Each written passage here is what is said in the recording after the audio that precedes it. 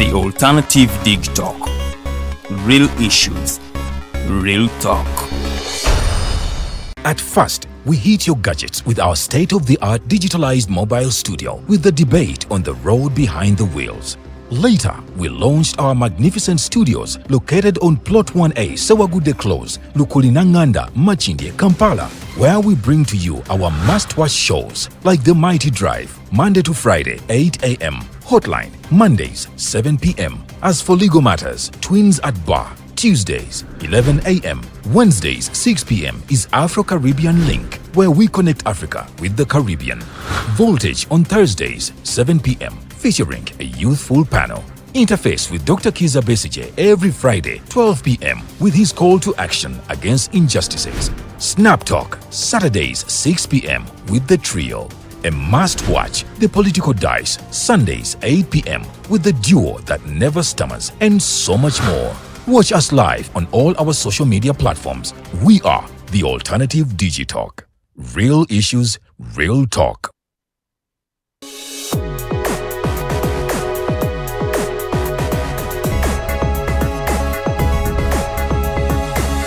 The Alternative Dig Talk. Real issues, real talk.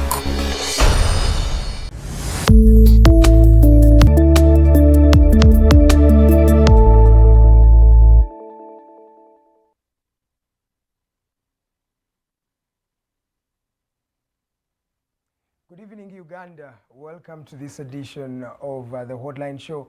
My name is Edgar Matthew Karuhanga. Today is the 28th day of October. The year is 2024. We are coming to the end of this particular month. That means we just have 2 months to end this particular year, this particular year. That calls for you to reflect, introspect, and ask yourself some of the goals that you set while starting this year.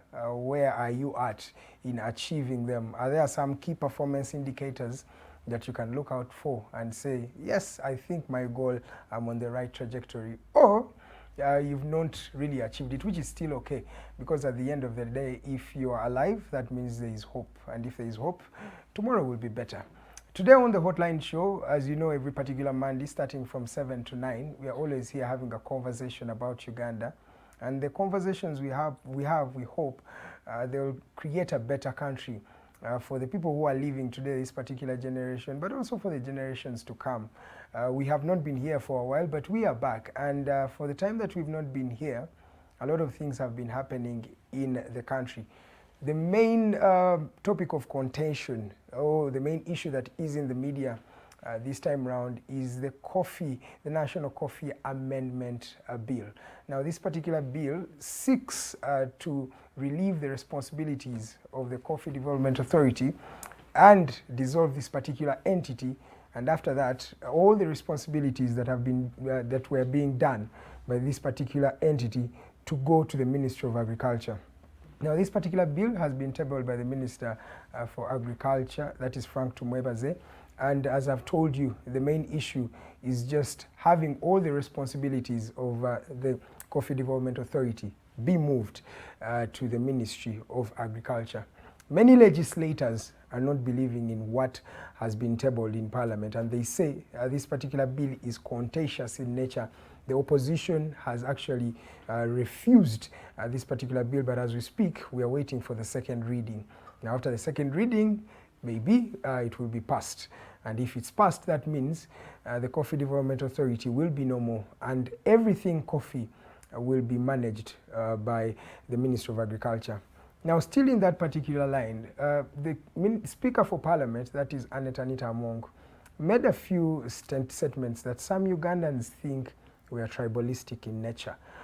She referred to Baganda, especially when she was talking about the issue of the numbers. So you will be hearing in that particular video. If you have not actually listened to that video, we have it right here, and I'll request the producer, with time, maybe if we get some time in the future of this particular show, we are going to be playing it. Still away from that particular issue, we have an unfortunate incident that happened That was last week, a fuel explosion that claimed the lives of 16 people, and many of other people actually got injured. Many people were trying to go to Chigogwa to try to get themselves some fuel from a truck that had got an accident, but unfortunately they got burned, and we're really saddened by this particular incident. The police came out and of course confirmed the number of people who are dead, but also they reiterated the fact that we should avoid such fuel tankers in case of an issue like an accident. In fact, we've been having, this particular last week we had over 3 accidents involving fuel trucks.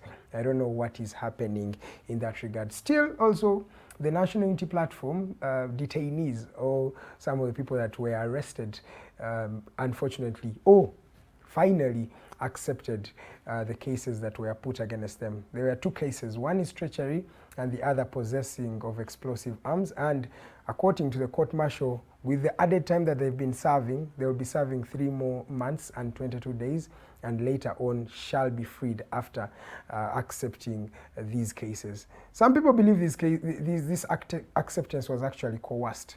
But how true is this particular issue? We'll also be delving into that particular conversation. So what you have to do is send us many messages through our social media platforms. We are at The Alternative Uganda. We are streaming live there, but also streaming live at Digitalk TV, that is on Facebook, but also on YouTube. So feel free to watch on either platform and drop those messages. I'll be reading them as we continue with this particular program. Okay, at just 15 minutes past the top of the hour, allow me welcome my guests for the day. They are the usual team. Starting from the extreme right is Honorable Major Pollar Awich. He is a member of the National Resistance Movement, but also the head of the External Affairs, the Director External Affairs at that particular organization. Then I also have Mr. Charles Kazooba. He is the Executive Director for the Center for African Affairs and Diplomatic Studies. And of course, last definitely not least, a gentleman from the Uganda People's Congress, Honorable Joseph Ochieno. I'm going to ask them to give us their opening remarks. So I'm going to start with you, Honorable Pollar, which you're welcome. My opening remarks is that, as usual, I'm happy to be here to share our views with the viewers. Yes, sir. It is unfortunate that we have been missing to share with you, and we are back. And personally, as I always do, I promise to be frank and honest. And even in situations where I don't have an answer, I'll promise to bring it later. This is very decent of you. Some people will maneuver with words. How is the NRM and Mr. President, your chairperson?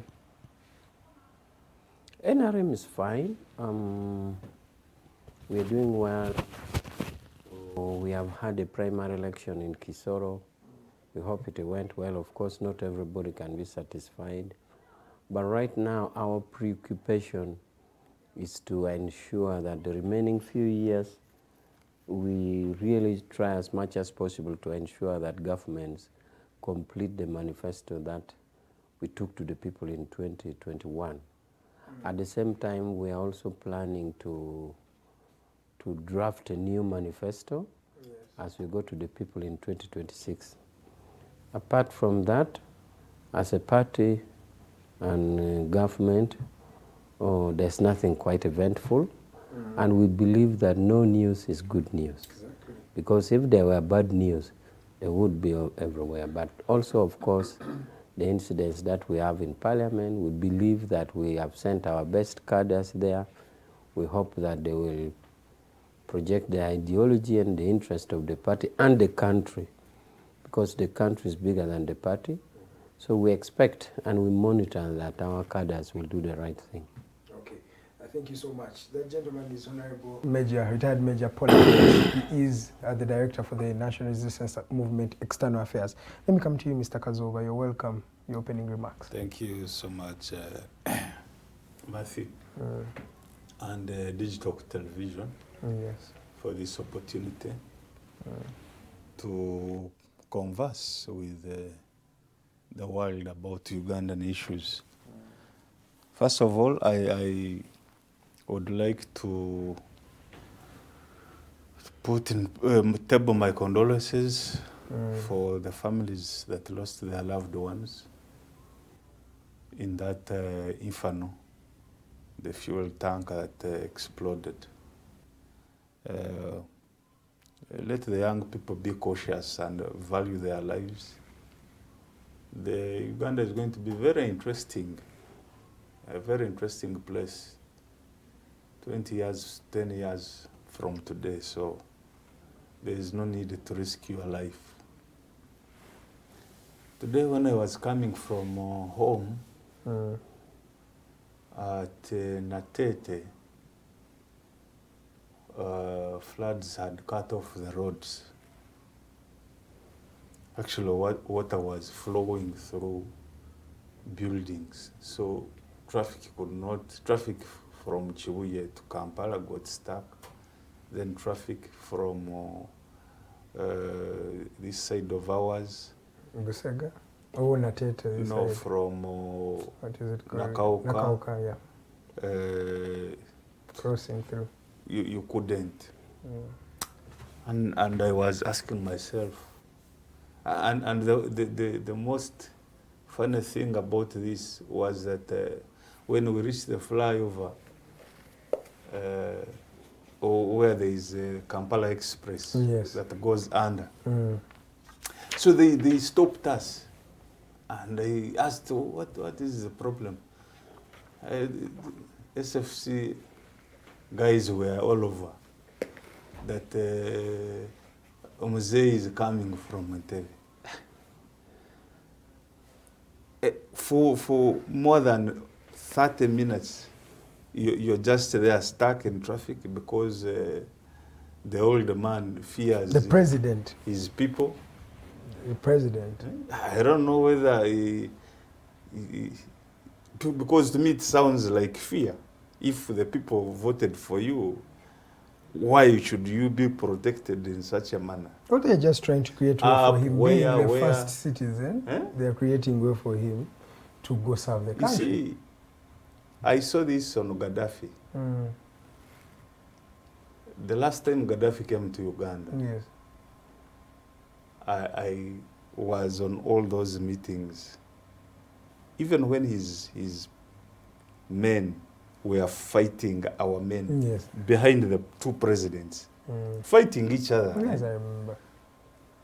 You would see the security this man has, and you'd look at the way he looks down on people. Ask yourself, is this another small god in this world? So this is the picture that Museveni is taking over. I think rather than focusing so much on being protected, let him focus on doing things, on delivering services for people. Okay. Yes. Thank you so much, Charles. Let me come to you, Honorable Joseph. You're welcome, sir. Your opening remarks. Like everybody else, obviously I missed the space in the last few weeks. A week.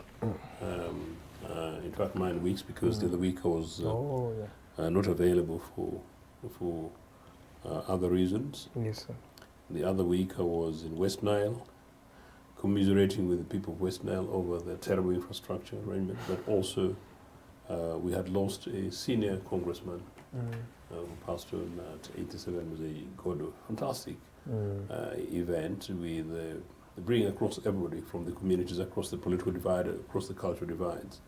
He was one of those early post-independence leaders, and it's quite consoling to see that people were able to come together and have a conversation about the good this gentleman did.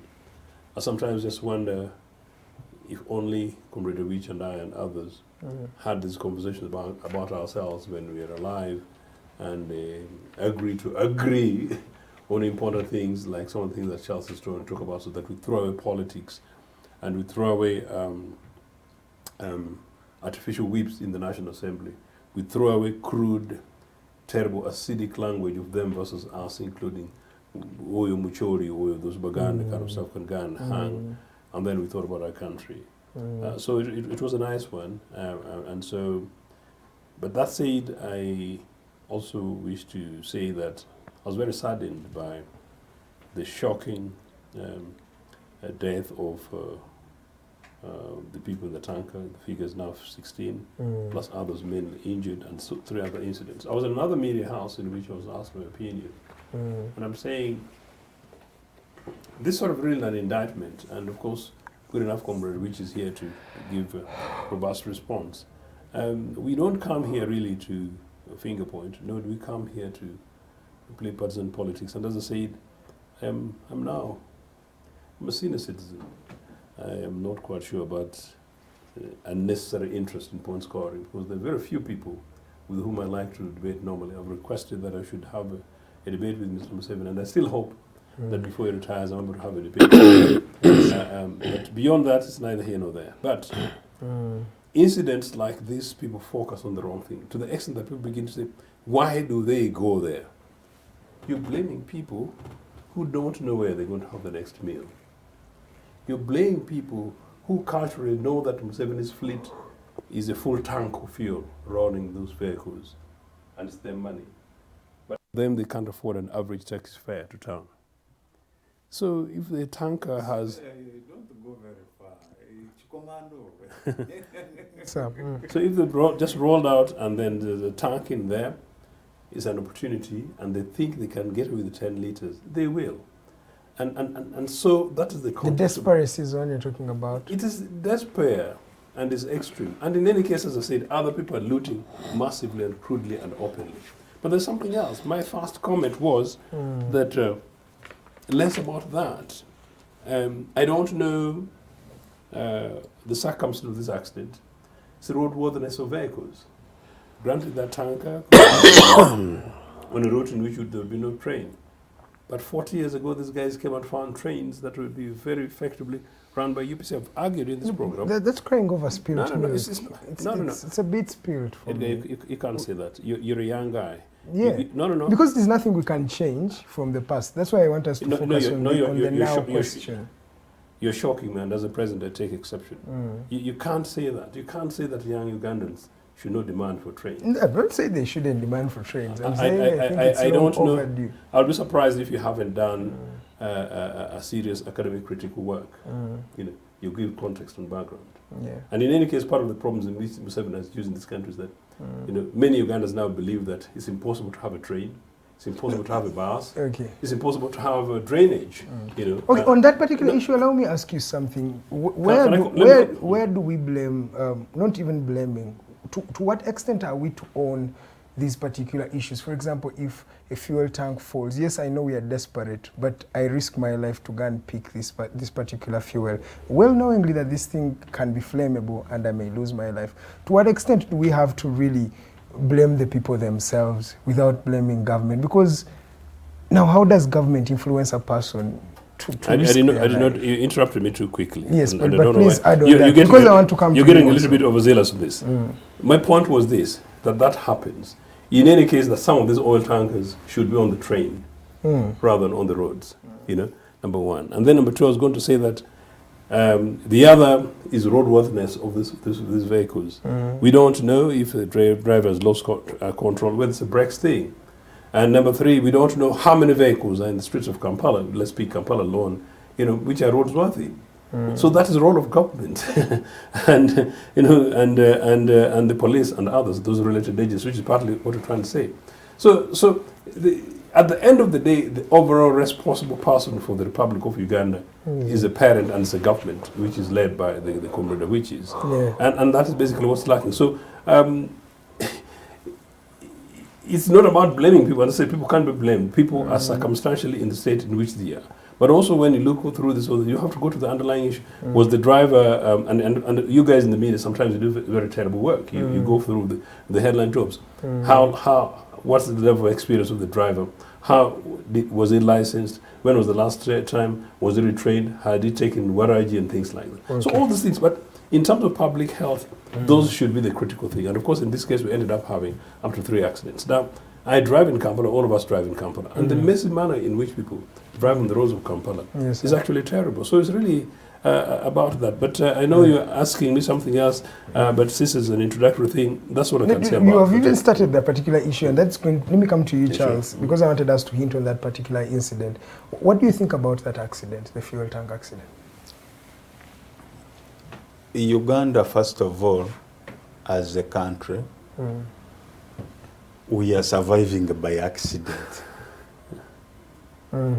That is the first thing you should know. If you were around in COVID, you would agree with me that it was just God's intervention that we survived. Although now government claims that they took a lead role and therefore... They were even recognized internationally for doing a great job But in those fighting of us, COVID-19. me throughout COVID, I was moving. Throughout COVID. So I know what took place in the city here, in the suburbs, how people avoided death, for instance. Do you know that most people were taking marijuana? Yes. And other herbs. Exactly. So was that government As remedies, intervention? But they were trying to survive. Do you know how many people survived by helping each other in terms of food? We had a government which brought rotten beans and posho. You remember very well. Now, so Uganda is surviving by accident. The most important thing is that God has stood with us, and I think He really loves us. Okay. When you look at some of these disasters, and I keep telling my fellow countrymen and women, value your life so much. Don't try to throw responsibility to government. That government should take care of your life, because I know this government really will not. It will not. I know of so many shops here in Kampala that are selling adulterated foods that are causing cancer. Go to the area of Nama and Venambole, where you try to ask around and find out the number of cancer cases that are growing. Ask yourself, why? Do you think government doesn't exist? It does exist. But now you as a Ugandan, value your life. I studied at Nyakasura, my A-level. My headmaster then, Mehanje, who also happened to have been a headmaster of these people, used to tell me, because I was a head prefect, Kazooba, value your life of all things. Don't die. Avoid dying. You have also at that time, to me. At that time, I didn't know what it meant.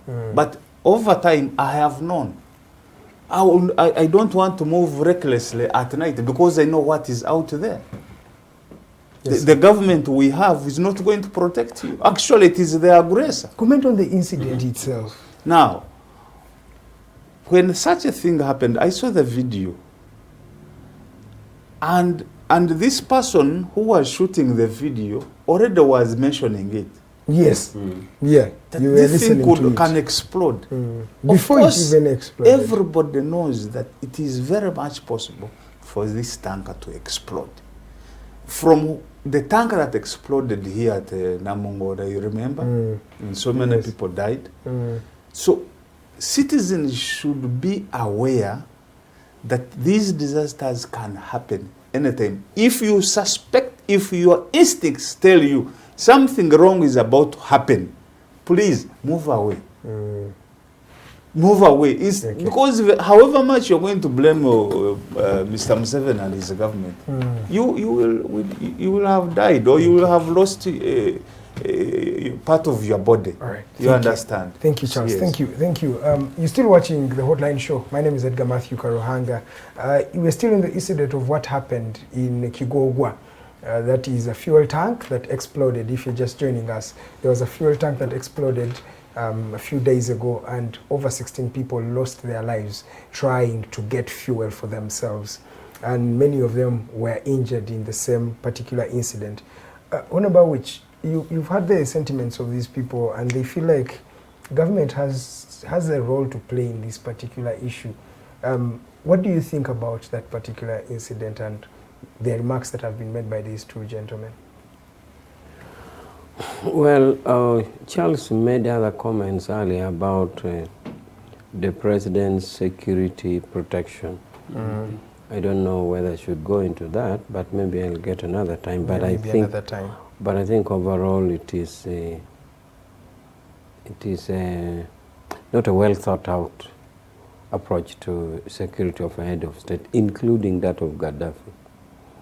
Who knows, if Gaddafi had not had that security, he may not would have lived to serve Libya the length of time that he did. So a presidential security is not a matter that you take lightly.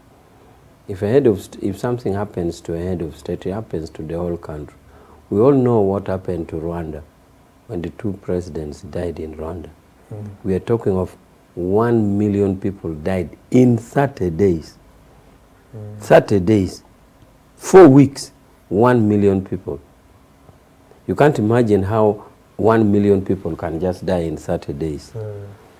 So I like to warn Charles that a matter of a presidential security is a matter of national importance that we can't just talk it carelessly. Okay.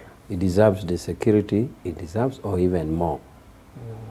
Now, on the matter of the oil tanker, Charles also is here and there in that blames government for the poverty, but also warns citizens that government will not protect you. Now, this matter, the fuel tank is not only in Uganda. If you pay attention to Nigeria, it is nearly every other month in Nigeria, even Kenya. And you can't say that those same people in Nigeria are impoverished by maybe Museveni in Nigeria and Kenya, or whatever it is, but I think it's just an isolated incident that needs people's behavior. Because it happens in Nigeria nearly every other month, tankers fall and kill people in hundreds, sometimes in tens of 20, 30, 40. What is puzzling is that even if it happened on the same Ginger Road in January, if another tank falls in February, people will still go there and they will still get burned. That's despair. So you wonder whether they have forgotten. Even if you're so desperate, I don't think you'd be so desperate to go to death. No. It's something not desperacy. Therefore, the whole tank thing, which is a global thing, not a Ugandan thing, it happens in Kenya, in Nigeria, and other countries we don't know, is an area that is really about mindset. Because you can't explain that the same thing which happened in Nakuru, the people are so poor in Nakuru in Kenya. The same thing which happened in the outskirts of Lagos, the people are so poor in Lagos, and possibly hoping that Museveni is there in Lagos and Museveni is in Kenya, and everywhere Museveni is making people poor and therefore doing it. So the risk that people take is just a material interest which is embedded in every human being, of thinking that you can extract or you can pull out a material gain at every opportunity that you have. And that is a bad instinct. We all need material gain. We all need material wealth. But it shouldn't be at all expense. So people should be aware. Now, there's this aspect of Charles saying that we live in Uganda by grace God. Yes. Nothing happens in a country in Uganda or in any country by grace God. And that is why there's the state. The state and the government is there to ensure the safety of lives and property. It's not a one go. It's through many proactive and protective ventures. And that is why a party goes to the people with a manifesto. The manifesto covers everything: agriculture, health, education, defense, all that. Now, what happens is that when something does not go wrong, the non-news you're talking about. yes, then government has not failed.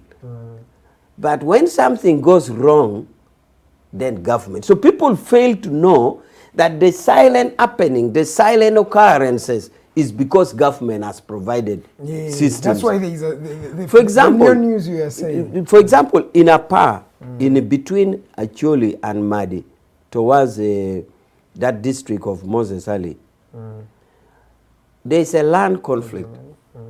In Apa, when the Acholis can fight with the Madi, then government has failed to bring unity. That is government. But when Baganda live with Banyankole in Liatonde in peace, that's nothing. Or even when Banyoro and Batoro are not fighting, that is nothing. You don't know that constantly, under every available respect, whether in the protection of law and order, or in the management of land boundaries, or whatever coexistence, government is there.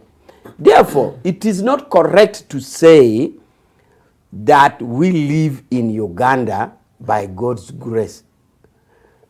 I would still want a demonstrable intervention of God. But I can tell you there's a demonstrable intervention of government. And that is why I'm saying where there's peace, government has done nothing. They don't see anything. They don't see anything. Okay? A peaceful Liatonde area, a peaceful Banyoro Batoro, government has done nothing. So but a conflict, government has failed. Thank you. So, colleagues, there's nothing which happens in a vacuum. Could you help me respond? He also has, I'm going to give you 1 minute and him 1 minute so that we can conclude this issue. And then he will also respond. 1 minute, The please. president's, I didn't say the president's security is not important.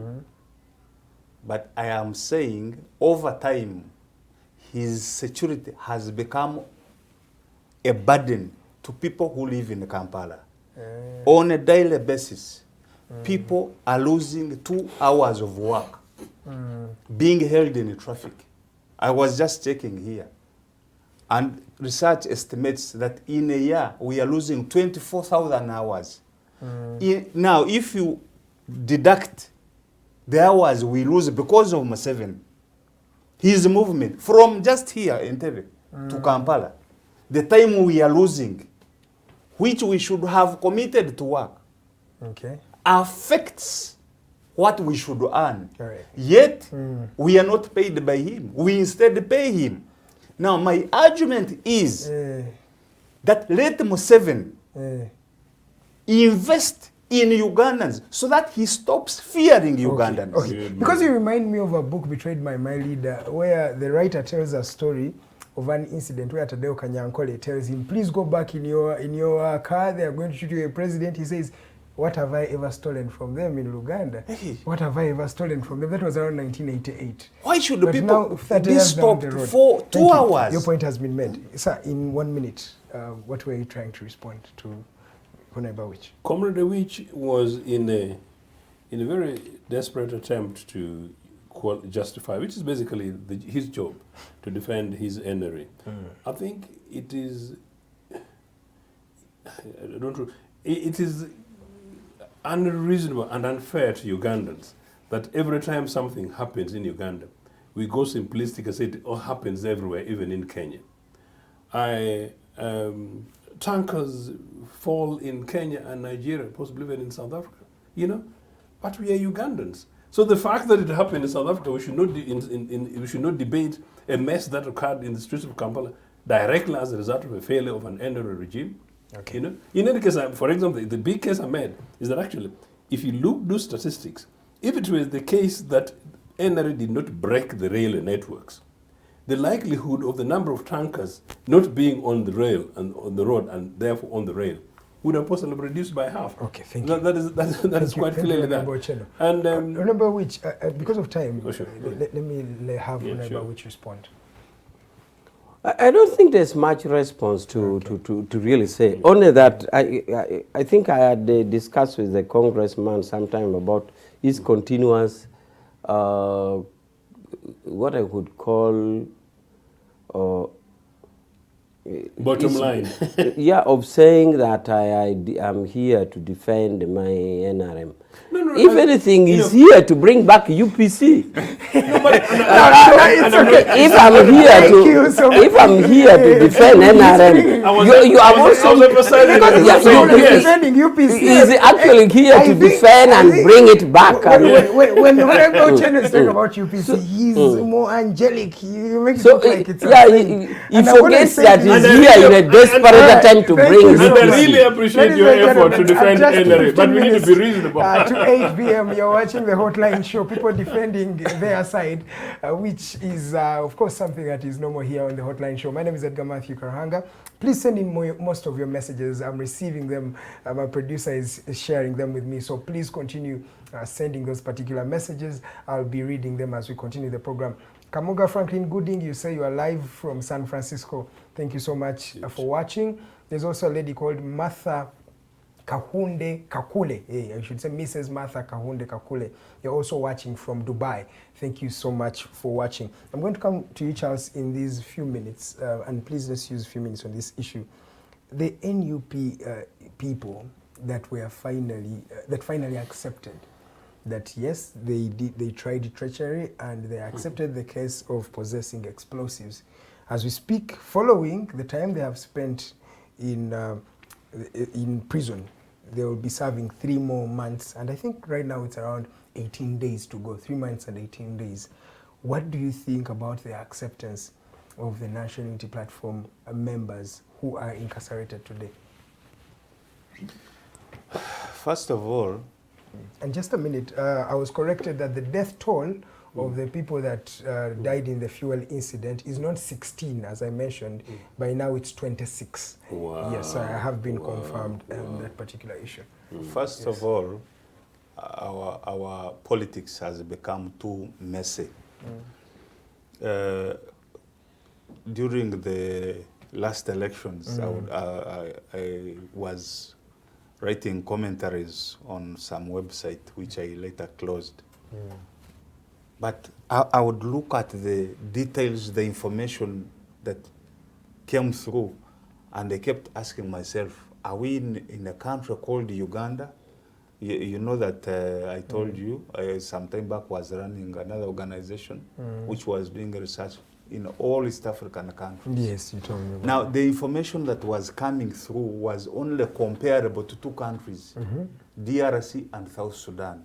The things that are happening there were happening here during that time. During that time. And to me, it was quite unbelievable. I could not understand why they were happening.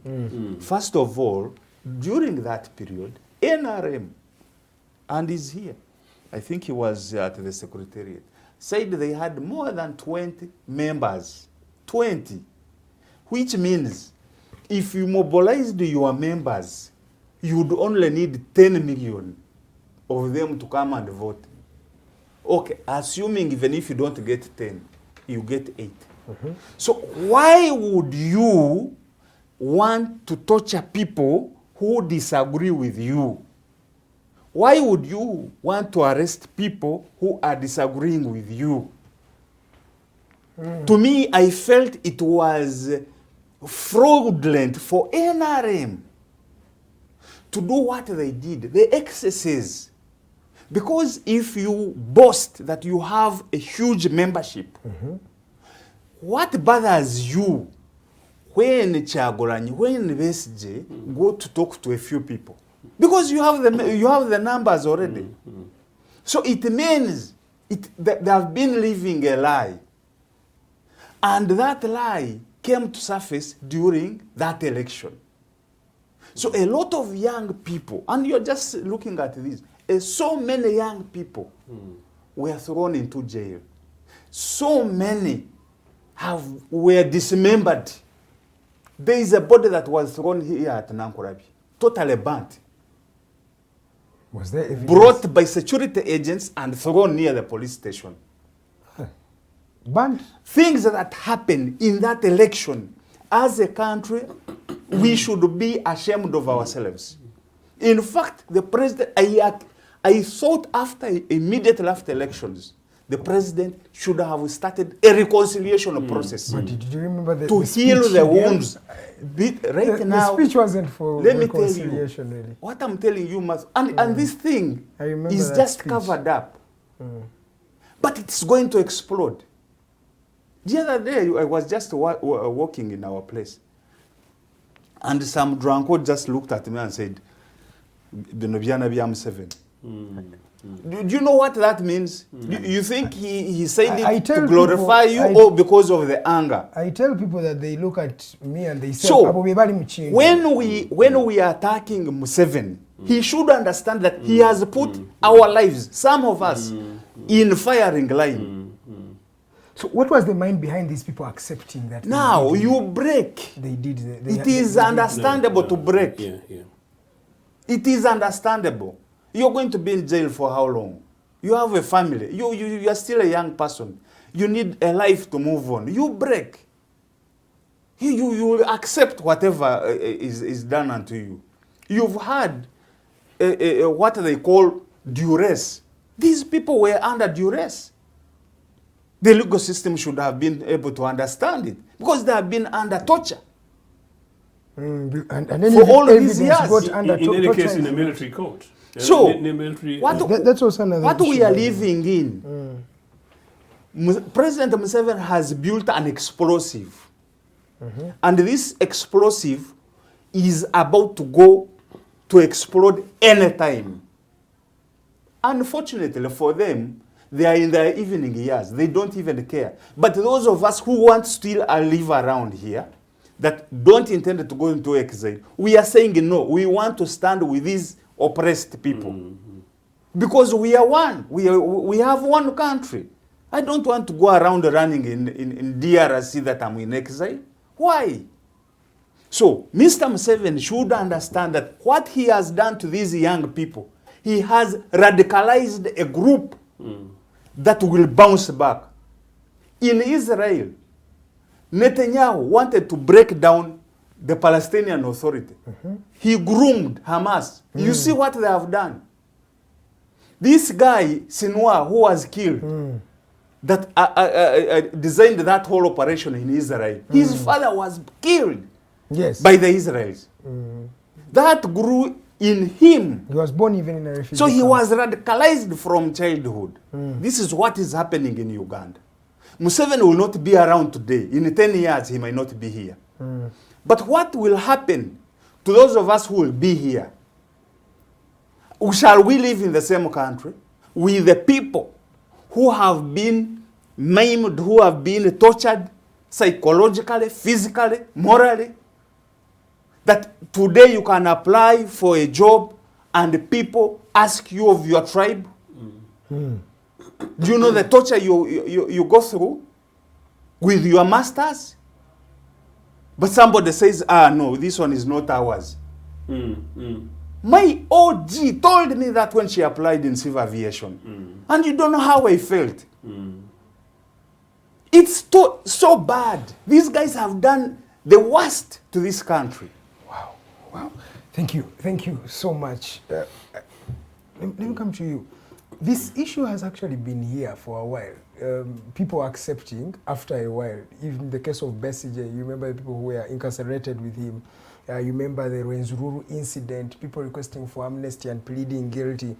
And yet the prime minister of that particular entity did not plead guilty. People accepting cases they have not really done. But as we speak right now, they are guilty. It is criminal. They are guilty. That's true, and it's extraordinary. And I think all the feelings and sentiments as presented by Charles, I'm not quite sure there's much to say except that beyond that, I think as a country we need to examine our conscience. These are people who've been subjected to torture in military establishments. In any case, it's actually not even civilian authorities. Charles, I lived in exile. Charles, the first time I tasted a police cell, full of all those funny things, was a student in Makere, and as I said, I've never fought in my life. Talk about that. So from nowhere, this nearly saintly guy I thought I would ever be a pope actually, all of a sudden, for no other reason but my political belief and almost certainly question of identity simply because I come from a particular angle of the world. And until today, neither Museveni nor his bunch have ever come across to point 10 little things simply over Cheno.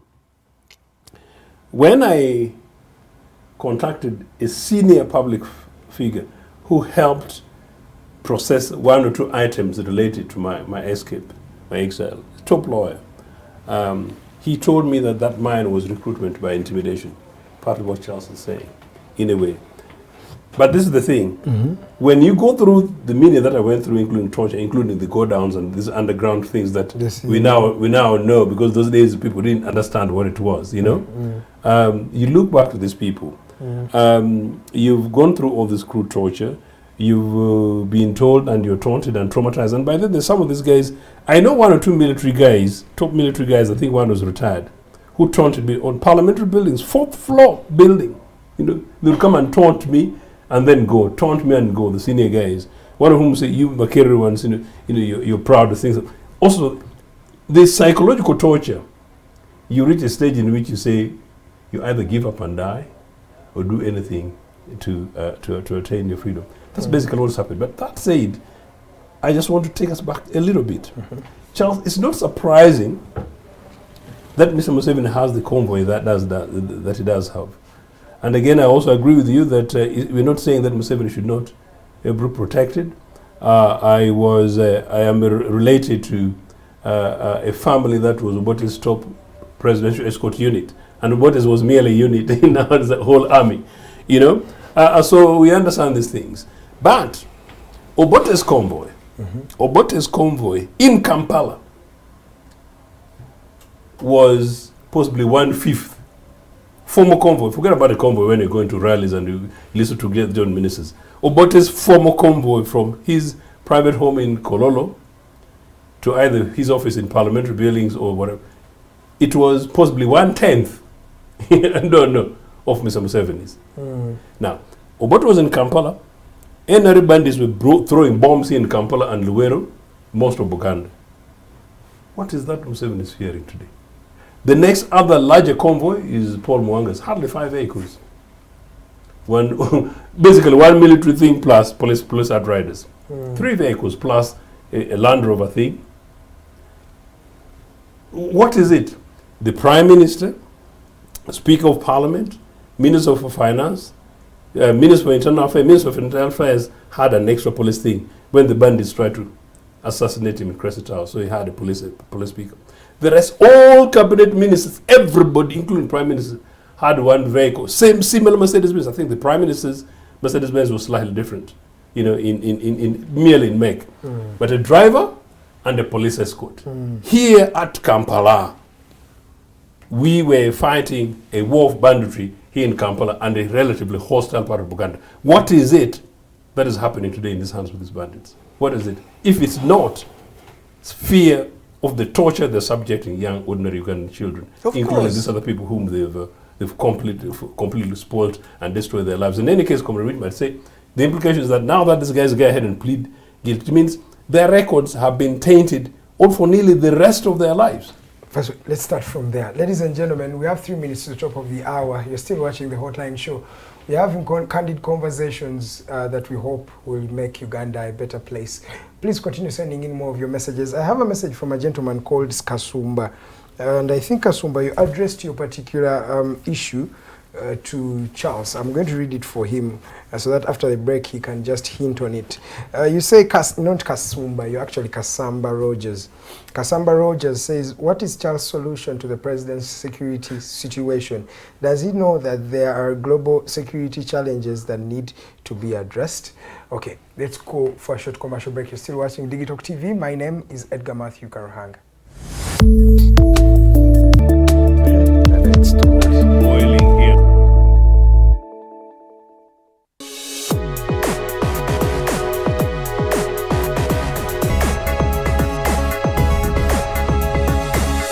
The Alternative Dig Talk.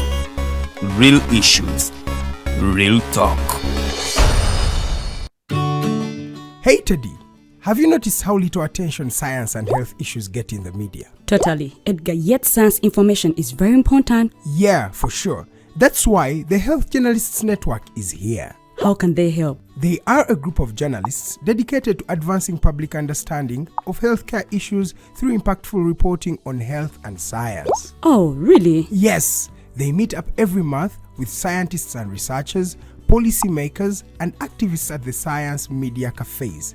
They then relay what they discuss to the public. Does that benefit us? Oh yes, very much so. This helps with health and science literacy for a healthy Ugandan society. Okay. I love getting informed about science and health issues. Health information makes all the difference between life and death. I'll look them up and engage them. That's great. They are based all over the country. Oh, okay. That's interesting, and they should be making real impact. They are empowering health communities through journalism. Journalists can save lives just like doctors. Hi Rogers, can I ask you something? Shoot. What does corruption mean? Well, summarily, corruption is abuse of public power for personal gain or for the benefit of a group to which one owes allegiance. For example, when a public office is abused by an official accepting or soliciting a bribe. By the way, private people can be corrupt too, like bribing police officers to escape fines. Okay. So exactly how does that concern me? Well, do you pay taxes? I guess, yeah. What does that have to do with this? Everything. Because those taxes you pay are supposed to facilitate services you use, like water, electricity, roads construction, medicines in hospitals, name it. Okay, that is much bigger than I thought. But it can be stopped, right? Well, yes it can, although it may not be as easy as it sounds. And here is the reason why. Corruption roots are grounded in our country's social, political, economic, bureaucratic traditions and policies. So, what has kept it going this long? I mean, why don't we stop it? Well, the main reason why it has been here for so long is because institutions are weak, either as a result of poorly defined ethical standards of public service, weak administrative and financial systems, or ineffective watchdog agencies. What can we do to stop it? At a national level, we must focus on strengthening the independence and effectiveness of public institutions that fight corruption. At a personal level, we must commit to never giving a bribe. I promise I'll never give a bribe. That's a great decision you have made. Me and you now have to spread this message to all our friends. If we all do our part, corruption will be no more. This message is brought to you by Alternative Digital.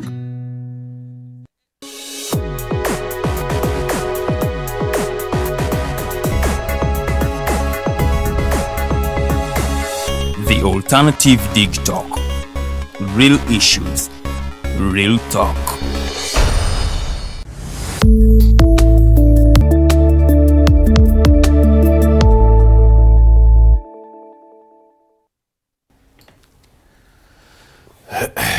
Welcome back from that short commercial break. You're still watching the Hotline Show. This is Digitalk TV. My name is Edgar Matthew Karahanga. If you're just joining us, we're having a conversation about some of the issues that are happening in the country, and we are concluding on the issue of the National Unity Platform detainees that finally pleaded guilty of the charges of treasury and possession of explosives. And following their particular time they've spent in prison, they've added them 3 months and 22 days. So as we speak, they only have, I think, 3 months and 18 days to go so that they have their freedom. And just to remind you, these particular people have been tried in the military court martial, and that is where I want to start from, sir. They have just spoken, no, both of them. He was concluding his issue. Both of them have spoken. Again, his issue. I want you to conclude that particular issue before you went for the break, and comment on the civilians being tried in military court martials. It's a really sign of impunity in this country. Yes, sir. And just for the avoidance of doubt, it is the case that whatever happens, if you see the fact that even after these people pleading guilty, they were not immediately released, it tells about the inhumanity and the dark-heartedness of a system that has actually destroyed the lives of these people. That said, I think beyond these conversations, I think Ugandans need to consolidate the art of conversations, part of the sentiments that Charles referred, that I think we need to begin to have slightly much more political conversations across the political divide in terms of political leadership. But most importantly, citizens, Ugandans need to be involved in the political discourse. Okay. Ugandans who have not joined political parties should join political parties, and Ugandans who are not able to join political parties should actually engage in the political process. We should mobilize and organize and put pressure on this NRM regime to make sure that actually, as particularly we're going towards the next elections, that there's a change in attitude so that Mr. Museveni does not take people for granted, so that they know and recognize that there's a price to pay for whatever they do. But for 30 seconds only, global security, I know maybe Charles will talk about it again. No, I lived in democracies, and British Prime Minister once upon a time waved at me as a colleague in the Labour Party, with two Range Rovers, one behind him and plus police motorbike outriders down in South London on Old Kent Road. So this is a chief of a major democracy. What is it that is going on? Okay. This nonsense that this guy's livelihood at the stake is nothing to do with that. In any case, a huge amount of money for us. It's actually like riding a bicycle to work, and I was wishing, what would the president of this country do? They had asked me a question. No, let me give him a chance. Yes, let me give him his time. The retired major. He's a judge, you notice I gave my few minutes for comment on that. You will never see that. Scott, I want you to comment on the issue of these National Unity Platform members that finally pleaded guilty to charges of treachery and possession of explosives. I would go straight for the answer. Unlike my friends. First of all, you give them a lot of time, and you went back to the congressman. But what I'm saying is that in the middle of our discussion, especially when Charles is presenting, I even failed to know the topic on the table. Because it looks like I'm getting these repeated concerns where we seem to have a premeditated topic. And I've said it again and again. Such that even if you bring us here for the germination of a bean, it will be how bad Museveni is. Even if you bring us about the topic of whatever confession, it will be Museveni. And you can be sure that even if Charles leaves this studio here to another studio, NTV, with a different topic there, he will say the same thing. So I would ask that one day, maybe we make it a routine before we start, 30 minutes, we discuss how bad Museveni is. So that in the next discussion we leave it. Because really, I am sure our viewers get lost. Of course, in some studios I know that talking this thematic concern hands you a celeb. In other words, if you jump up and start talking of how bad Museveni is, they will invite you to the next studio because maybe it works in some thematic concern. But really, that is unfair. We even fail to know which topic we are discussing. Now, there is claims about torture. These claims are unsubstantiated.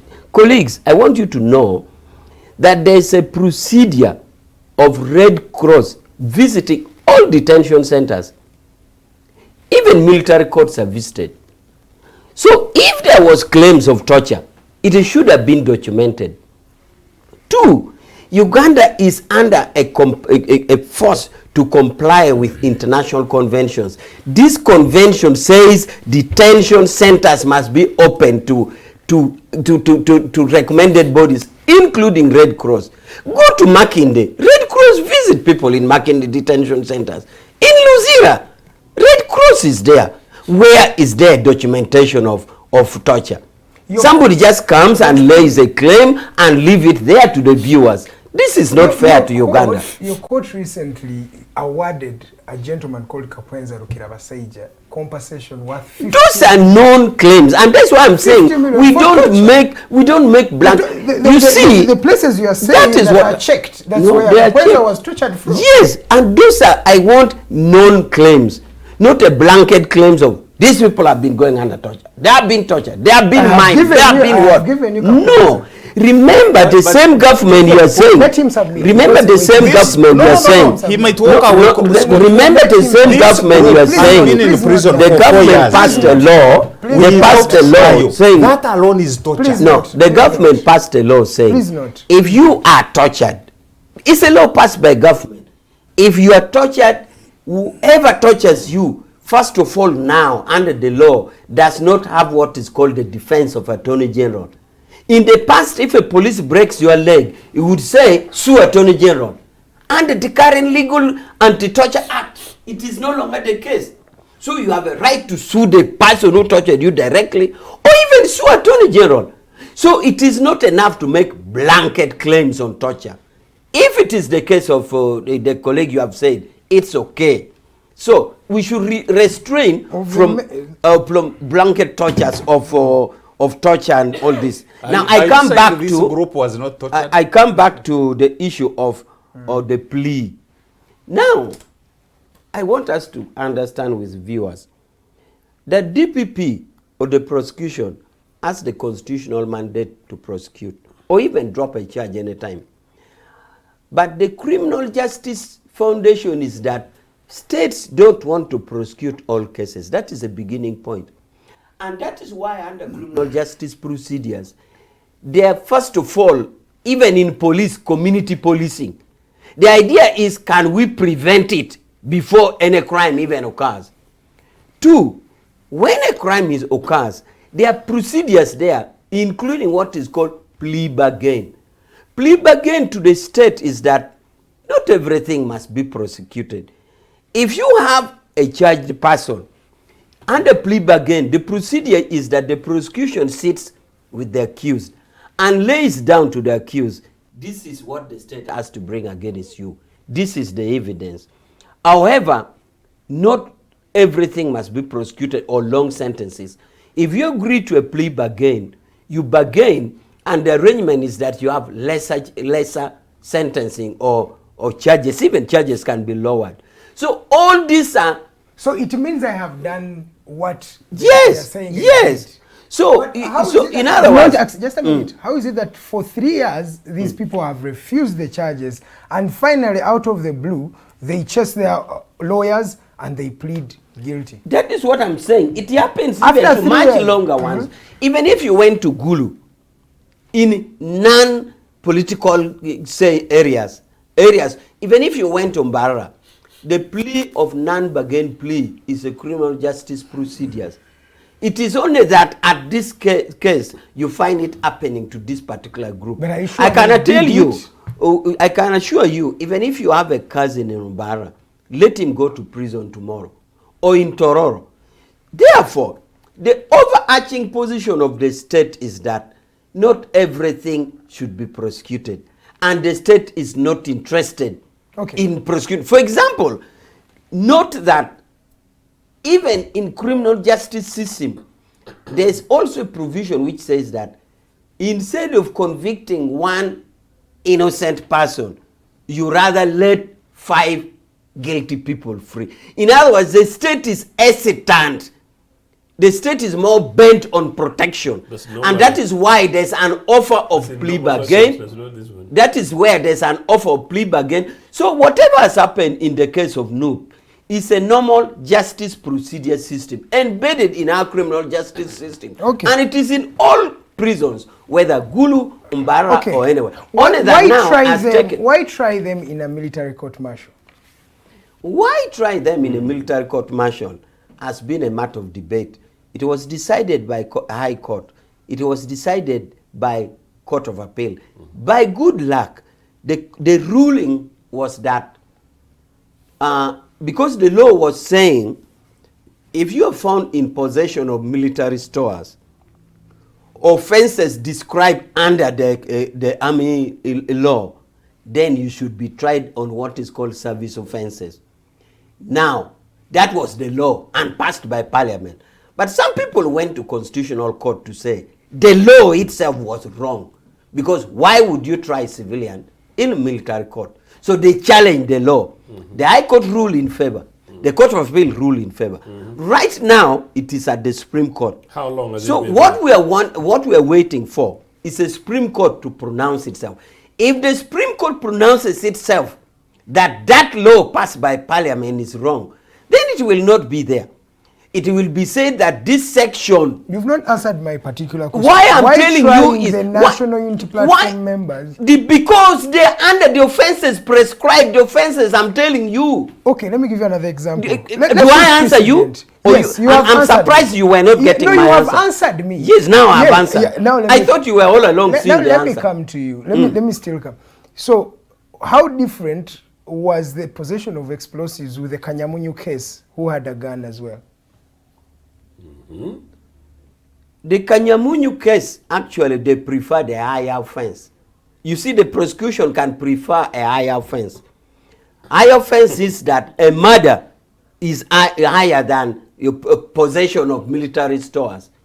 So if you already preferred a murder case, which is punishable by death, then the prosecution would have no issue with preferring a lesser offense. But please, I want to repeat this. I am surprised that when I was explaining High Court of Appeal, you were not seeing my answer. I was my seeing answer was these people answer. were charged in this court because they were charged under these acts, which is passed by Parliament, which I told you already is being challenged. And if it is challenged successfully in the Supreme Court, then there will be no more taking civilians to courts, no problem. Of military courts. Just 15 minutes past 8 p.m. Let's leave the audience to be the judge and juror of this particular topic or discussion. He says that they did what they did, and that's why they accepted the cases that they accepted. And this has been a story not only for Bobi Wine and the National Unity Platform. We have had this case in the massacres in Rwenzururu, the people there. We've had the same issue with Besigye in the past. People finally breaking, and many saying after coercion from the government. This is from the mouths of the people themselves. Ladies and gentlemen, let's leave that to you and the court of the public. The good thing this country knows the conscience. Let me come to you as we move to the issue of the Coffee Amendment Bill. In fact, let me start with Charles, if you don't mind. Charles, for background for our people who are watching, if you're just joining us, the Coffee Amendment, the National Coffee Amendment Bill, is a bill that is going to transfer all issues coffee from the Coffee Development Authority to the Ministry of Agriculture. So all the responsibilities that have been done or that the Coffee Development Authority has been doing have actually been given to the Ministry of Agriculture. Now the only issue here is that Ugandans and many coffee farmers do not agree with this narrative. My main question is why? Why is it a problem when government, dissolves the Coffee Development Authority and merges all its responsibilities to the Ministry of Agriculture? And just remember, this comes from a cabinet meeting, an idea that was started in 2021 of rationalizing government agencies. That means some bodies were merged with ministries in order to reduce things like, budgetary costs, employees and things like that, to really try to create one particular system to manage these particular agencies. Why is it that it's different when it comes to the coffee? I'm going to come to you, Charles. What do you see in this amendment? First of all, there's something fishy. And I'm going to make my analysis, then Major Awich will complain that I'm veering off into other areas. But even if we're talking war in Ukraine, it will end up in Museveni. Issues here in Uganda are so interconnected because Museveni has actually turned Uganda into his company. Now, the coffee issue. I want to take our viewers backwards so that we make a reasonable analysis. So many years ago, cooperatives died. They said they were not accounting for the resources they received. they had become, some of the officials had become corrupt. But I was fortunate enough because I did an investigative on Banyankore Kweterana for 2 years. 2 years. And I hunted down for all those old men that were in charge. What they told me was a different picture. It was a political move to destroy cooperatives. Number two, if you remember very well, General Saleh, a brother, a young brother to President Museveni, has heavily been involved in coffee. In fact, some years ago, he was even given money to go and promote our coffee. That money disappeared. He has never accounted for it. Never, up to today. The rationalization decision or idea came from General Saleh's Operation Wealth Creation. The rationalize of all government agencies or CDA? They authored the issue to rationalize government agencies. All of them? All of them. It came from Operation Wealth Creation. I'm making statements so that you can add the dots. PASAID, the organization headed by Odrek Ruawogo, the in-law to President Museveni, which now is at the forefront of promoting coffee. Repeat that again. PASAID, that is run by Odrek Ruawogo, an in-law to President Museveni, which is spearheading today the promotion of coffee. Yes, which is true. In fact, they have received a lot of money. You've even seen the brother-in-law attack him directly. PASAID is under Operation Wealth Creation. Did you know that? No. Now, we are, if there is no conflict of interest, because me, I've been asking myself, what does the first family want with people's coffee? You've taken it back to first family. No. Why are they, where there is coffee everywhere, they are there. Why? I mean, what is the big deal with the coffee?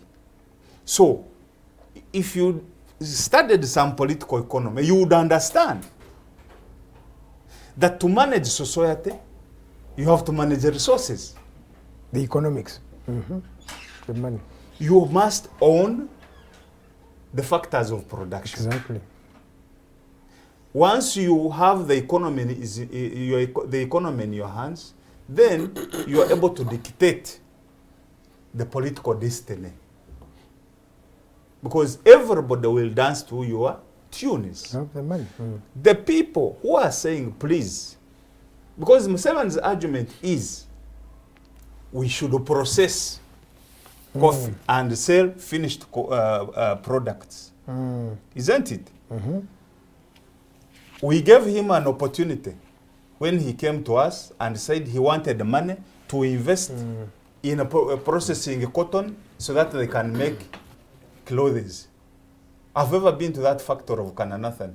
There's nothing. It is, you go there. So we ask Museveni, if we gave you that opportunity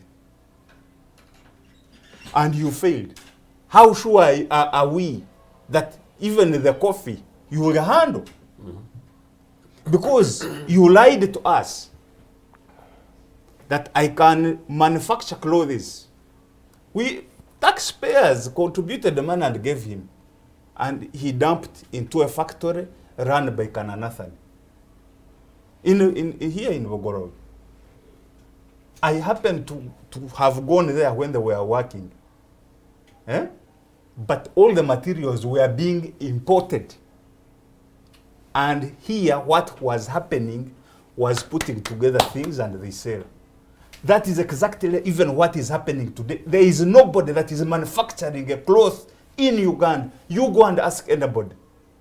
But Museveni will tell you that we are adding value. What value are we adding? Why don't we accept our position as a country and move gradually? Okay, other if there is no ulterior... Are you timing us? Please let him speak, yes. If there is no hidden motive behind this, what are they after? And people are right. Just a minute. They have rationalized other agencies. Why not this coffee? Did they tell you why they were rationalizing? Reduce expenditure. They said, is it 1 trillion? That is the expenditure they were trying to reduce. 1 trillion, how much money is spent by the president every day? Around 2 billion, I think. A total is 802 billion. That's the budget of the State House, Mr. Museveni. How much is spent in the parliament daily?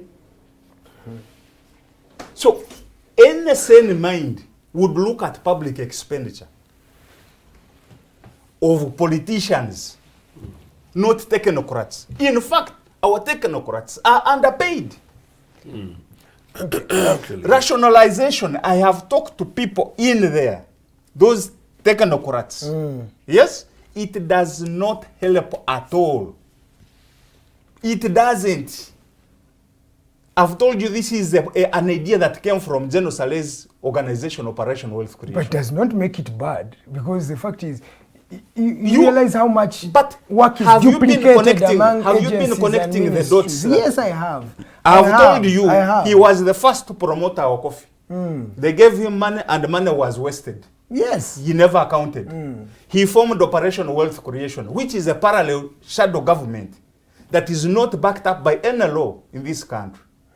Again, the second promotion of coffee is under his organization. Yes, under the president's son-in-law.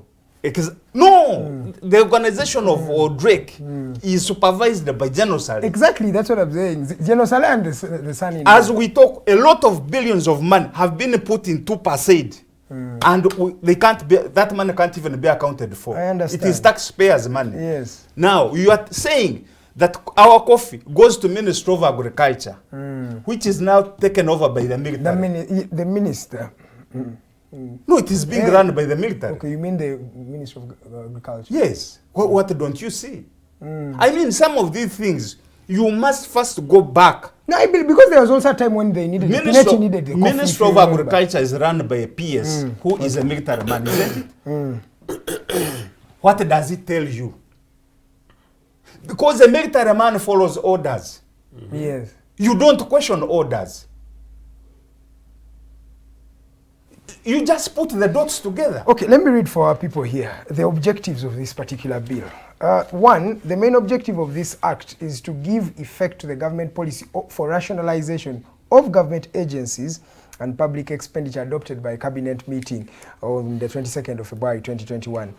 Then 2, without prejudice to the general effect of subsection 1, the following objectives shall be deemed to fall under this particular bill. The merging, mainstreaming and rationalizing of government agencies, authorities and public expenditure, thereby relieving the government of the financial drain of its resources and the burden of wasteful administration and expenditure. And we can agree that there has been a lot of wasteful expenditure. 2, there is the facilitation of efficient and effective service delivery by clearly delineating, delineating the mandates. Just a minute. Just its mandates and functions of the government agencies and departments, and thereby avoiding duplication. 3, the promotion of coordinated administrative arrangements, policies and procedures for ensuring efficient and successful management and financial accounting and budgetary discipline of the government agencies, enabling the government to play its proper role, and more. It looks these things. Government's justification is purely empty when it comes to rationalization. For now, it is empty. Let me give you an example so that you understand it very well. when Operation Wealth Creation was started, by the way, it was started during the campaigns. It was supposed to cater for these people, the veterans, who were in the bush and came out. And many of them are working remember there. There was a hot contest between Amama Mbabazi and Museveni. And the fear was that Amama Mbabazi had started courting the veterans. So they had to find for them a soft ground. They are there. That was the birth of Operation Wealth Creation. Okay. And they deceived the country that they are going to supply inputs, that was their work. Today, as we talk, Operation Wealth Creation is everywhere and nowhere. They're in entertainment, they're in tourism. Thank you. In fact, you cannot define their mandate. I want to come to you, sir. Really, he mentions these things. I look at his mistrust. It's more from the mistrust, and many Ugandans having the same mistrust. And basing on that particular background of General Saleh. And many people are saying that the first family is actually interested in this thing. And he has also asserted the same issue. What do you think, sir? They're interested, or he's actually providing Okay. evidence? What do you think about let's start with the bill itself. The Republic of Uganda is being managed like a private property. You could as well just go ahead and find a way in which you legislate and make sure that the Republic of Uganda is effectively property of one man, one family, and all our property therein belongs to them, and then we work for them as individuals. And this is a confirmation of that. But look, you can read Charles in whatever way, but what Charles has just said in the last 2-3 minutes tells you exactly the manner in which this country has been run in the last 40 years, unfortunately. You would make a spirited argument, a spirited case against, in support of They Russia, look good on paper, don't they? Of course, they really look good ideas. They sound English rather than economics. I'll tell you that. Look, as way back as 1965, Milton Obote's independence speech of 1965, 3 years into independence. If you read it, I don't know where the NRM researchers are in this regime. They could just pick our independence, five-year development plan and programs post-independence, and then turn around a government and economy. We managed to talk about Operation Wealth Creation. We managed to push the percentage of Africans engaged in the national economy from 12% to 35% by 1965. Now I'm told the Sudiris are boasting that they control 65% of our national economy. Within 3 years, there was no tractor hire services. They created tractor hires of government across the country. They created facilities for incentives for farmers to borrow money. So did they do for subsidies. Cotton and coffee cooperatives grew from about, I think, 18% at independence, because the cooperative principle was there, which is part of the foundation of UPC in any case anyway, from 1950s, to 65% within 3 years. Fast forward. What was the thinking about rationalization in the first instance? What was not working when these guys decided to create these agencies? So forget about every argument that Charles may be making. What was wrong then with government ministries for these guys to go ahead and kill the cooperative movement, kill Coffee Marketing Board, kill Lint Marketing Board, kill Dairy Corporation, and kill all those agencies that were effectively working then under UPC administration, create the agencies that they've created, and now they feel they're too expensive to run. In any case, the important point Charles made about coffee is criminal. I think people under Mr. Museveni need to be taken to Luzira. The coffee plant, Charles. Even me. If you're found to be sitting alone, you would be collateral. if you're found to be wanting, I did not say all of them. So but guys need to be Cinderella. For the first time, you made a very powerful point. Okay, except Comrade Witch. These guys need to go to Luzira because the Coffee Marketing Board, the coffee plant in Bugolobi, was the second most sophisticated, most productive coffee plant on this continent. I mean, the most productive in the continent, and the second best in the world, following one in Brazil. Yes. These guys killed it, and you know what Charles said. They killed it. The place is like a ghost. Was even turned into a place for making clothes. Yes, sir. Do you need to ask any more questions of what went wrong? No. It's quite clearly the case that there is politics going on here. I think if you see... but how about the issues that these guys are raising? The things of duplication? Okay, that's why I said they should be taken to prison. So why didn't... But are they valid issues? No, they're not. What?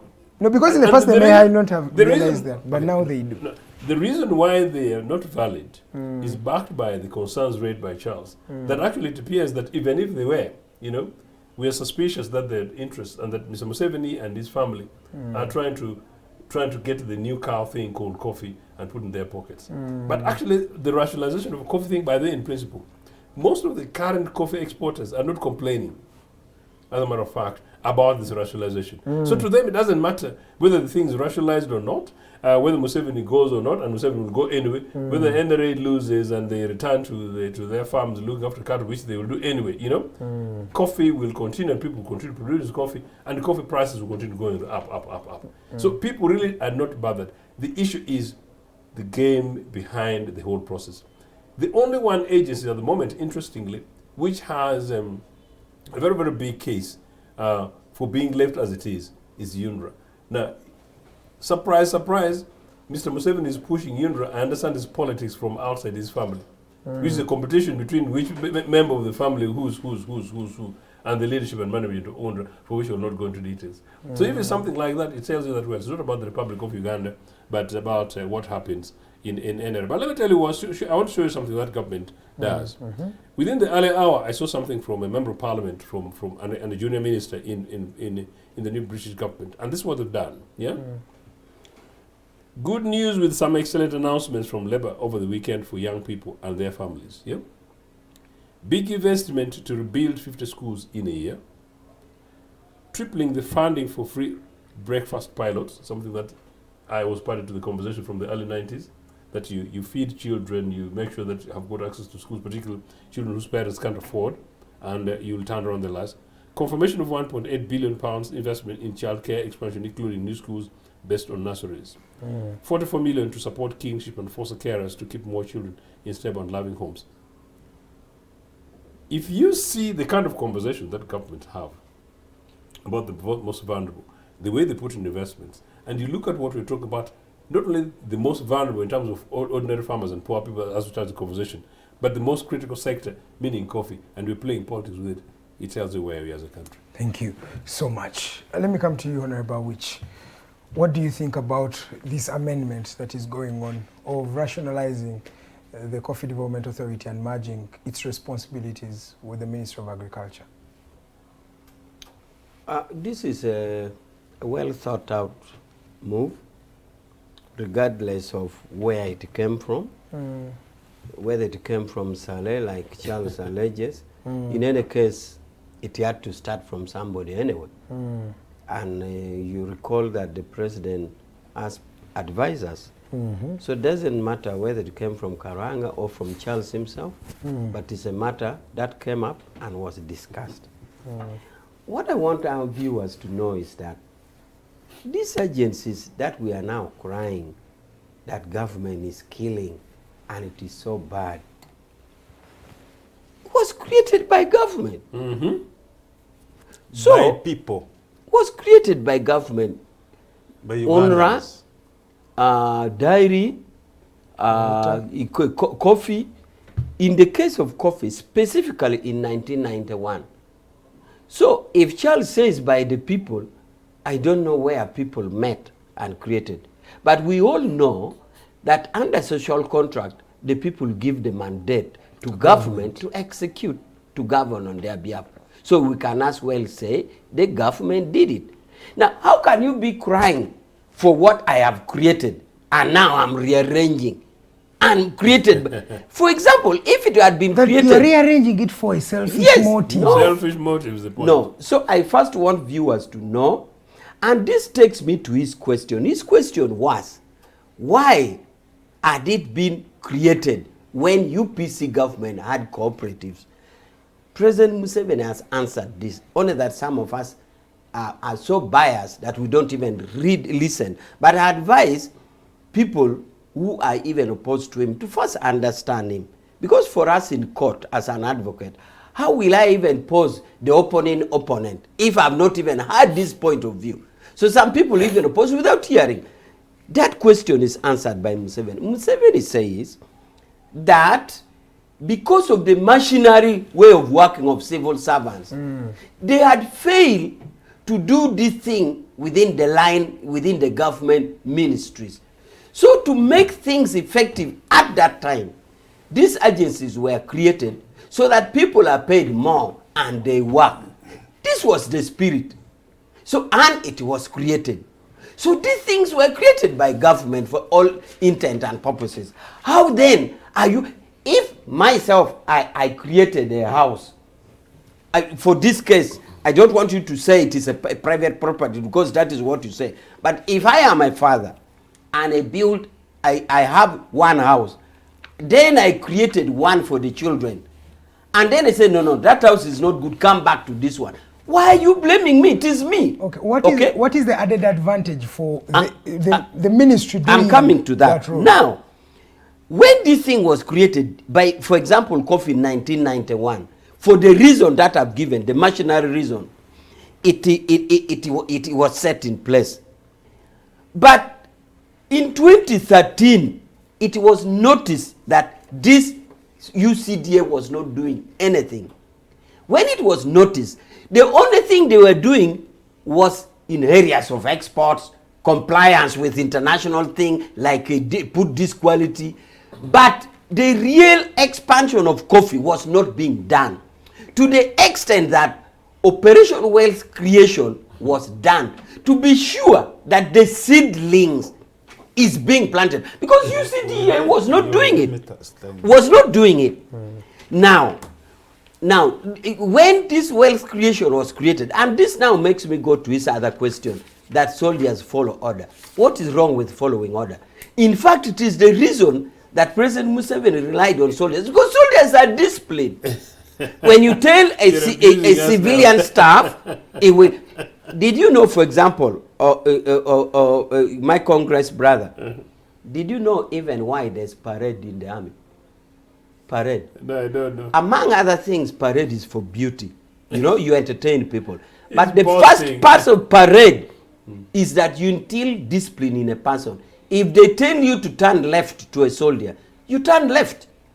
Now, for a civilian, they will even ask, why not right? I see right, there's more space. It is even clean.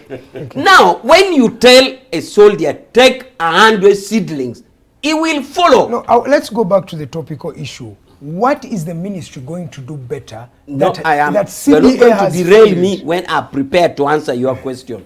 So I am saying that because of that inability, wealth creation was created. Because why am I insisting on this? Because the seedlings, the expansions, the growth of coffee was not by UCDA.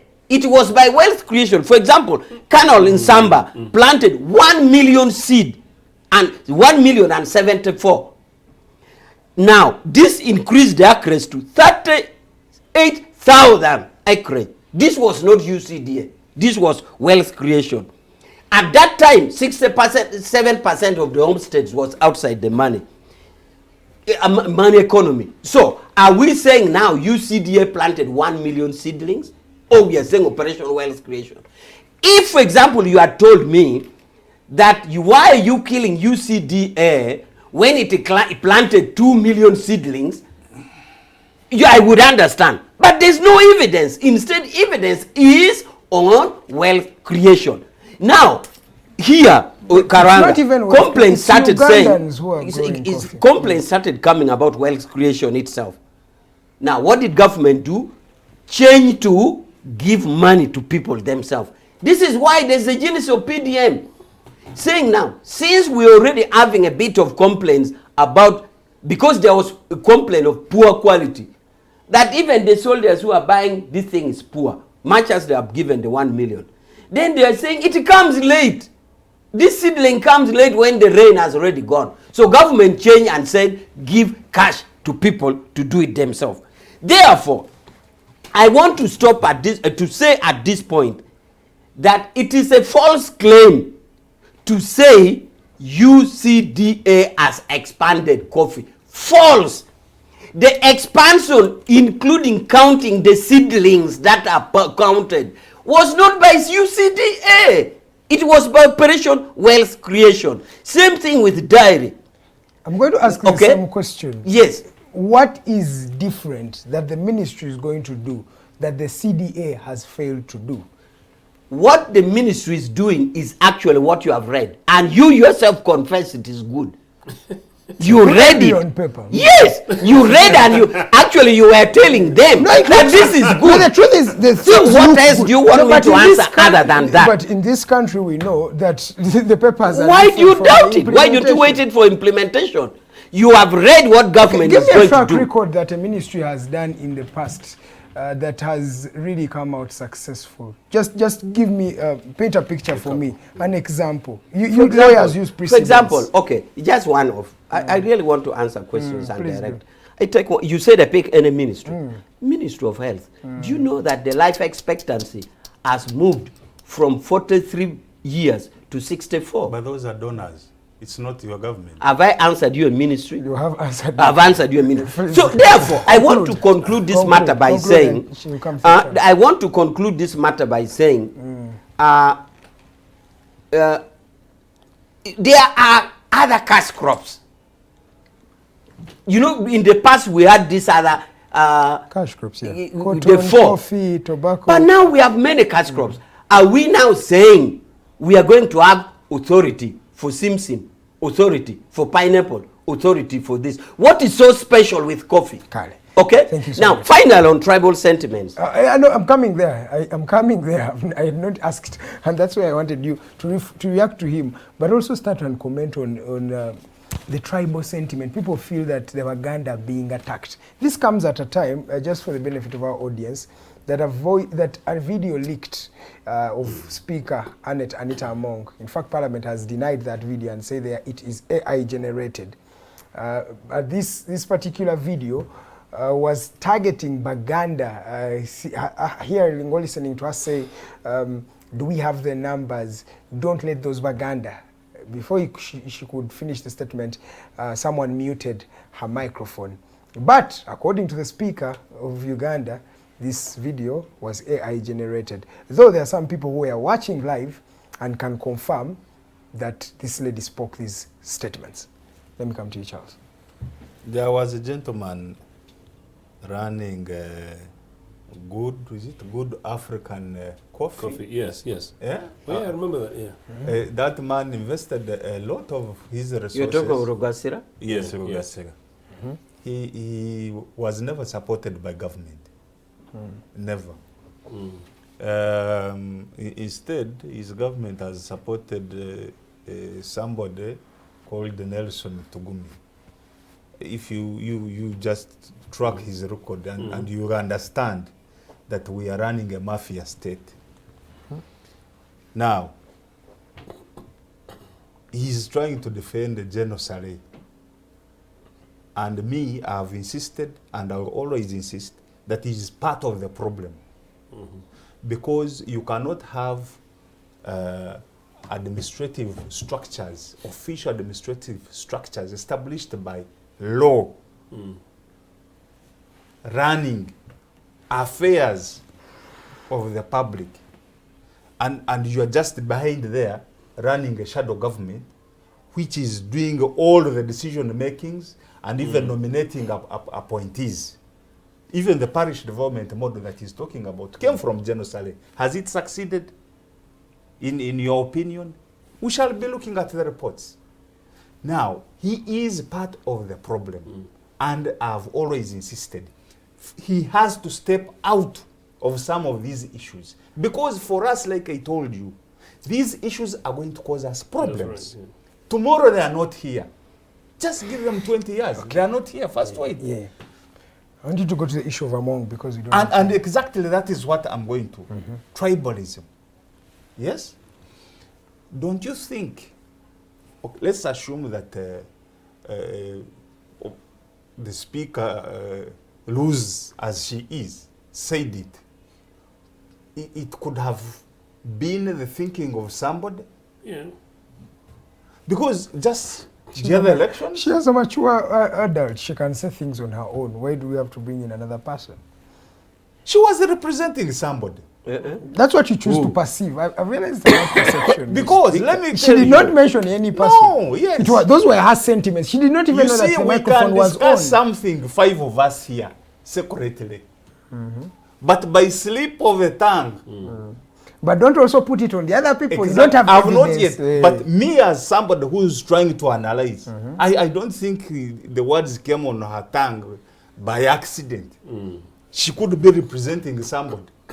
Because we've just come from an election where everybody is claiming that Uganda has betrayed the NRM.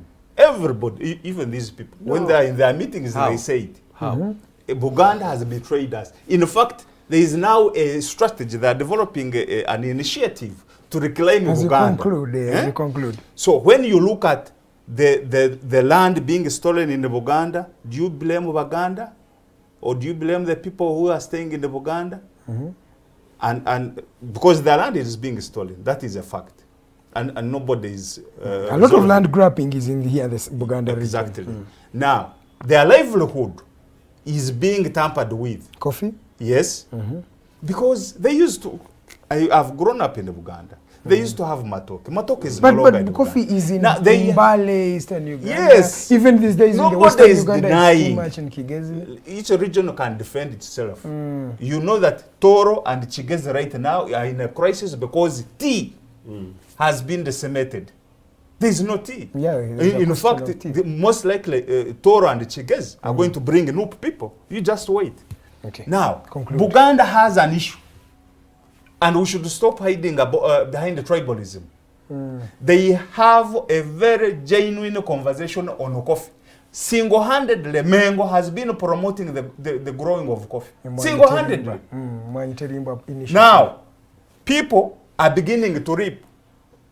And here you are. You want to control the profits from coffee. You remind me of, there was a time when Pinetti was also interested in the coffee. And I know Pinetti to be... she represents, she represents Mr. Museveni said that, I'm Pinetti. Yeah, I'm Pinetti. Sir, comment on Anita Among, the Speaker of Parliament, her remarks. It is shameful. And if true, it could be criminal because of promotion of hate speech. Is that hate speech? And if true, the context, the broader context, including the spirit of the observation. And then 3, if true, it should be also a resignation matter. A speaker in an average democracy, if they were caught off the mic like that, would have resigned. And then, but of course, this is not democracy. And then number 3, that Comrade Awich, I'm not taking it back, but I'm linking them. Comrade Awich said in 1991, they brought in legislation linking this coffee thing because the system was not working. These guys had been around for only 4 years, experimenting and busy stealing and selling our public assets to themselves. From 1991, it takes them 33 years to realize that whatever experiment they put in place was not working. These are bits of the angers that are linked with the citizens of this country. People get annoyed, and then you go to the National Assembly. And when people are legitimately seeking the opinion of their representatives, and Comrade Rich, by the way, as a matter of interest, when it comes to game of politics, legislators generally will go to side with their constituents. So if it's the case that actually legislators in Buganda know about the sensitivities of the coffees, sometimes it's not even about rational. Because actually, from my perspective, I could actually argue that in a normal situation, if there was a UPC government today, I would actually reorganize this thing in such a manner that I would take it back to the cooperatives. So neither of these conversations would basically apply. But if it is the sentiments of the citizens in Buganda and all other coffee growing areas, their respective legislators know that those are the people who voted for them.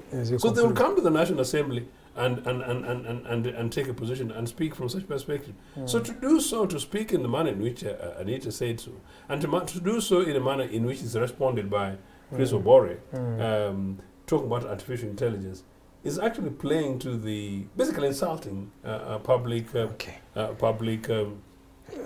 conscience, and really disrespectful to the views and opinions of those. Basically thinking, sort of taking people as a fool. Sort of taking people as a fool, really. Thank you. Thank you. Because of time, I'm going to stop you here. Honorable Awich, I want you to conclude on that particular issue of the tribal sentiments that many people are having, that the Speaker is a bit tribalistic in her statements, especially around this issue of coffee. I followed the Speaker's comment, and Chris Obore, of course, said that it was artificially generated. But I'm told, I don't know how true it is, that there is a function that tests whether it was artificially generated or not. There are tools. And they said the tools tested and found that it was not generated, meaning that therefore the Speaker said it. But about tribalism, and especially in relation to coffee, Museveni is one man who detests tribalism. And he has no intention of tribal sentiments about Buganda. First of all, the Prime Minister of Buganda came on board after the 1 million I was telling you about planting seedlings. He just came on board to support the move that wealth creation was already saying, plant coffee, plant coffee, plant coffee. Two, if you look and you say there's a tribal sentiment, say on the side of NRM or Museveni, all the industrializations in Kapeka, in Kampala, in Wakiso, in Nakasongola, everywhere, this forest on Mukono, Mabida. Namamve, all about 80% industrialization are in Buganda.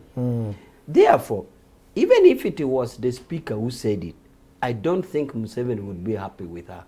Contrary to what he says. That there is someone behind her. Yes, even if it came from the mouth of the Speaker, I am sure Museveni would really detest it. Because it is not in his scheme. Seek her to sack. Museveni would detest it. As you conclude, and therefore, so it is final conclusion? Yes, you put your parting shots, first conclude that point also. Oh, on this point only. Yes, no, and also give us your parting shot. My parting shot is that, look, on the issue of coffee, it is on record that it is wealth creation that gave the quantitative expansion of coffee in terms of the millions of seedlings, not UCDA. Let UCDA tell you what they planted. 0. 2, UCDA was a creation of government, and therefore it is government to see, is it effective? Now, if government has now taken it back to the ministry and it works, will somebody again in future say, why are you removing it from the ministry? Because it is government which makes timely assessment. It created it, it has taken it back to the ministry. In future, it can create something else. Okay. Okay? Yes, sir. On tribalism, whoever takes Uganda to tribalism, that is not NRM. That is not NRM spirit. Museveni would detest it.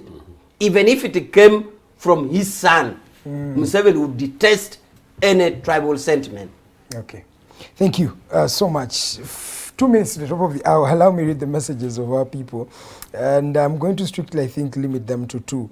There is a lady called Nache Unerita. Thank you so much for watching and always watching, your ardent viewer. You say it's really shameful that Honorable Awich is defending a dead horse with hope that such a dead horse can carry luggage. He seems to agree that their soldiers are thieves who supply seedlings of poor quality. In terms of animals, people got goats that took over 3 years without conceiving. But this thuggery was done by the de facto president seated in Gulu or Kapeka. Rather that Honorable Awich was time defending thieves, let him join us in people power. We bring sanity. The country is dead. Thank you. Then this one does not want to be revealed. I won't reveal your name, but you say, having only one lawyer on the panel, it is challenging to get a fully balanced interpretation of the legal implications. Given that the lawyer on set represents the leading party, they may unintentionally interpret laws with a bias toward government. For a more well-rounded debate, perhaps next time you could invite an additional lawyer with a different perspective. That is very true. I'll bring in a different lawyer.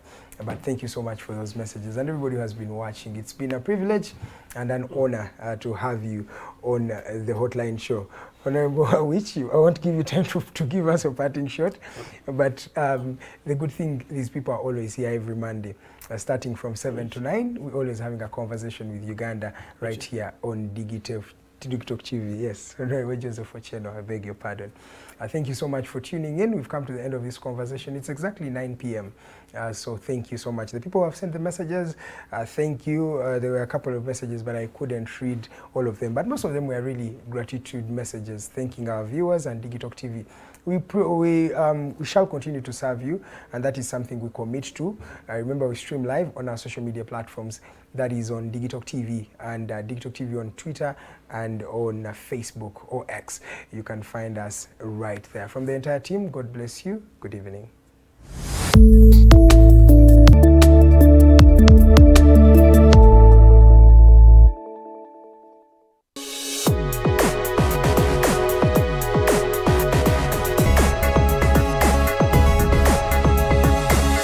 The Alternative Dig Talk. Real issues, real talk.